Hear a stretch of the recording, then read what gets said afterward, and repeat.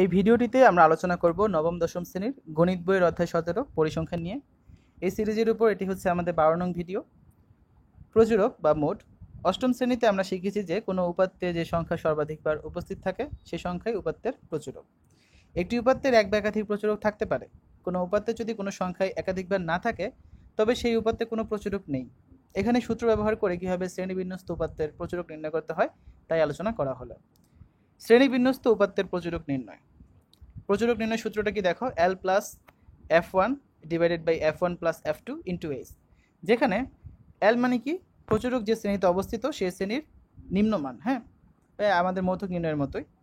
F1টা কি প্রচুরক শ্রেণীর গণসংখ্যা থেকে পূর্ববর্তী শ্রেণীর গণসংখ্যা বিয়োগ করতে হবে, আর F2 হচ্ছে প্রচুরক শ্রেণীর গণসংখ্যা থেকে পরবর্তী শ্রেণীর গণসংখ্যা বিয়োগ করতে হবে, আর এইচ হচ্ছে শ্রেণীব্যাপ্তি। প্রচুরক নির্ণয় করা কিন্তু গড় আর মৌলিক নির্ণয় থেকে অনেক বেশি সহজ। হ্যাঁ, উদাহরণ 13 লক্ষ্য করি আমরা, তাহলে বুঝতে পারবে। নিচে সারণীটি লক্ষ্য করো, সারণীতে দেওয়া আছে কি শ্রেণীব্যাপ্তি দেওয়া আছে এবং গণসংখ্যা দেওয়া আছে। যখন 31 থেকে 40 তখন গণসংখ্যা হচ্ছে 4, 41 থেকে 50 6, 51 থেকে 60 8, 61 থেকে 70 হচ্ছে 9 12, 71 থেকে 80 হচ্ছে 9, 81 থেকে 90 হচ্ছে 7 এবং 91 থেকে 100 হচ্ছে 4। আমাদের ক নম্বর প্রশ্নে বলা আছে কেন্দ্রীয় প্রবণতা কি। খতে বলা আছে যে সারণীটা দেওয়া আছে সারণী থেকে প্রচুরক নির্ণয় করতে হবে, এবং গতে বলা আছে উপাত্তের অজীব রেখা অঙ্কন করতে হবে। তো দেখো ক নম্বরে আমরা দেখি কেন্দ্রীয় প্রবণতা কি জিনিস। অবিন্যস্ত উপাত্ত সমূহ মানের ক্রমানুসারে সাজালে উপাত্ত সমূহ মাঝামাঝি কোনো মানের কাছাকাছি পুঞ্জীভূত হয়। আবার উপাত্ত সমূহ গণসংখ্যা নিবেশন সারণীতে উপস্থাপন করা হলে কোনো একটি শ্রেণীতে গণসংখ্যার প্রাচুর্য দেখা যায়। উপাত্ত সমূহের কেন্দ্রীয় মানের দিকে পুঞ্জীভূত হওয়ার এই প্রবণতাকেই কেন্দ্রীয় প্রবণতা বলে। খ নম্বরে বলা ছিল আমাদের যে সারণীটা দেওয়া আছে সেখান থেকে প্রচুরক নির্ণয় করতে হবে। দেখো আমরা গড় নির্ণয় করার সময় কিছু সারণী আমাদের নতুন করে করতে হয়েছিল। তারপর এখানে আমরা যখন মধ্যক নির্ণয় করেছি আমাদের অবশ্যই ক্রমযোজিত গণসংখ্যা বের করতে হয়েছিল, কিন্তু প্রচুরক নির্ণয় করার সময় আমাদের কিছুই লাগবে না। যেই সারণীটা দেওয়া আছে শ্রেণীব্যাপ্তি এবং গণসংখ্যা সেটা দিয়ে আমাদের প্রচুরক বের করা যাবে। তো আমরা লক্ষ্য করি কীভাবে করব। দেখো আমাদের যে সারণীটা দেওয়া ছিল সারণীটা আমরা আবার লিখলাম। আমাদের প্রচুরক নির্ণয় সূত্র কী ছিল, L plus F1 by F1 plus F2 into H. হ্যাঁ, তা আমাদের খেয়াল করতে হবে সারণীতে শ্রেণীব্যাপ্তি আছে মোট 7 বার। এই 7টি শ্রেণীব্যাপ্তিতে সর্বোচ্চ গণসংখ্যা কোথায় আছে দেখো, যদি ভালো করে লক্ষ্য করো দেখতে পাবে তোমরা 61 থেকে 70 যে শ্রেণীব্যাপ্তি সেখানে আমাদের গণসংখ্যা সর্বোচ্চ, যার মান হচ্ছে 12। তাই আমরা কি বলতে পারি, এখানে গণসংখ্যা সর্বাধিক 12 আছে 61 থেকে 70 শ্রেণীতে।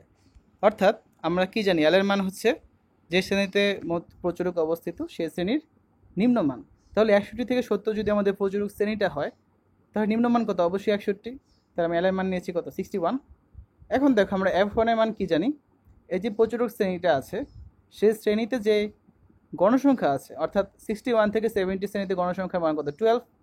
তাহলে F1 এর মান কত হবে, এই যে শ্রেণীতে প্রচুরক অবস্থিত সেই শ্রেণীর গণসংখ্যা থেকে তার উপরের শ্রেণীর গণসংখ্যা বিয়োগ করবে। দ্যাট মিনস 12 মাইনাস 8 অর্থাৎ কত, 4। এটা হচ্ছে F1 এর মান। F2 কত, অনেকটাই সেম। দেখো F1 এর ক্ষেত্রে কী ছিল, যে শ্রেণীতে প্রচুরক অবস্থিত সেই শ্রেণীর গণসংখ্যা থেকে তার উপরের শ্রেণীর গণসংখ্যা বিয়োগ করেছিলাম। আর F2তে হচ্ছে যে শ্রেণীতে প্রচুরক অবস্থিত সেই শ্রেণীর গণসংখ্যা থেকে তার নিচের শ্রেণীর গণসংখ্যা বিয়োগ করবো। দ্যাট মিনস 12 মাইনাস 9 সমান হচ্ছে 3। তো আমরা F1 F2 মান পেয়ে গেলাম। আর এইচ এর মান কত দেখো, 51 থেকে 60, 61 থেকে 70, প্রত্যেকটা যে শ্রেণীব্যাপ্তি আছে সেটা কত করে, 10 করে না, এটাই হচ্ছে এইচ এর মান। তাহলে আমরা এল এর মান জানি, F1 F2 এইচ সবগুলো মান জানি, সূত্রে মানগুলো বসিয়ে দিব। তাহলে আমরা সূত্র কি জানি, প্রচুরক L plus F1 by F1 plus F2 into H. L এর মান হচ্ছে 61, F1 এর মান হচ্ছে 4, আর F1 প্লাস F2 মানে হচ্ছে 4 প্লাস 3 ইন্টু এইচ এর মান হচ্ছে 10। সবগুলো বসিয়ে দিয়েছি, আমাদের অ্যান্সার চলে আসছে কত, নির্ণয় প্রচুরক 66.7। গ নম্বরে কি বলা আছে, অজীব রেখা অঙ্কন করতে। আমরা অজীব রেখা কীভাবে ব্যক্ত হয় সে সম্পর্কে ভিডিও দেখেছি, যারা এখনও বুঝুনি কীভাবে ব্যক্ত হয় তারা পূর্ববর্তী ভিডিওগুলো দেখে নিতে পারো। অজীব রেখা অঙ্কনের জন্য সারণী, এখানে দেখো একটা সারণী দেওয়া আছে যেখানে শ্রেণী আছে, গণসংখ্যা আছে, যেগুলো আমাদের কোয়েশ্চেনে দেওয়া ছিল। আর অজীব রেখা অঙ্কনের জন্য অবশ্যই কিন্তু ক্রমযোজিত গণসংখ্যা দেখাতে হবে। কীভাবে ক্রমযোজিত গণসংখ্যা করতে হয় আমরা জানি, পূর্ববর্তী শ্রেণীর গণসংখ্যার সাথে পরবর্তী শ্রেণীর গণসংখ্যা যোগ করতে হয়। এগুলো নিয়ে আর নতুন করে বলছি না। আর যে জিনিসটা লাগবে সেটা হচ্ছে অবিচ্ছিন্ন শ্রেণীব্যাপ্তি। কারণ দেখো এখানে শ্রেণী কত ছিল, 31 থেকে 40, 41 থেকে 50, 51 থেকে 60।